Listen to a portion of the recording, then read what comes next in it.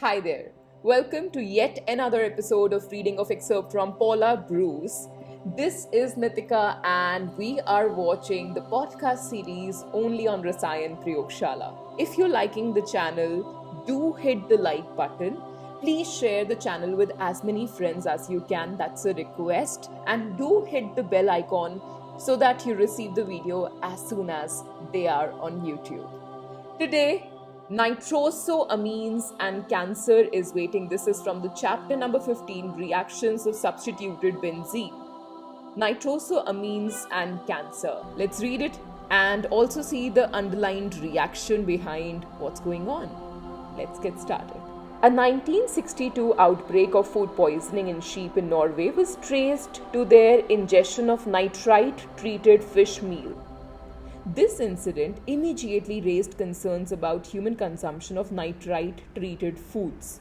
Sodium nitrite is used as a food preservative. It can react with naturally occurring secondary amines present in food to produce nitrosoamines, which are known to be carcinogens. Smoked fish, cured meats, and beer all contain nitrosoamines.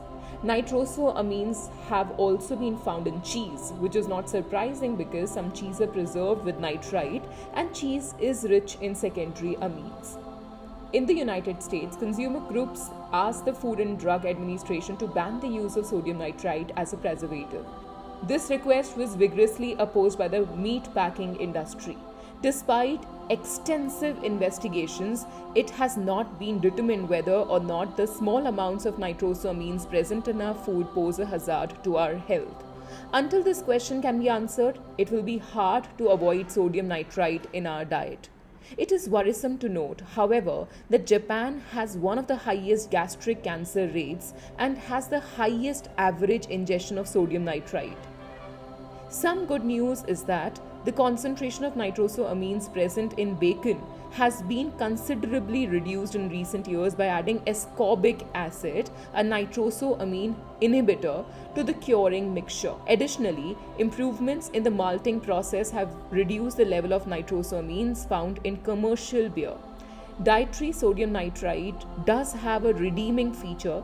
There is some evidence that it protects against botulism, which is a type of severe food poisoning. So this is about nitrosoamines. Let's see the underlying reaction. 2-degree amine reacts with nitrite to form nitrosoamine and water. जो सब हम पढ़ रहे हैं, अगर हम उसको कहीं अप्लाई ही नहीं कर पाएं, तो फिर उस पढ़ाई का फ़ायदा कुछ नहीं है.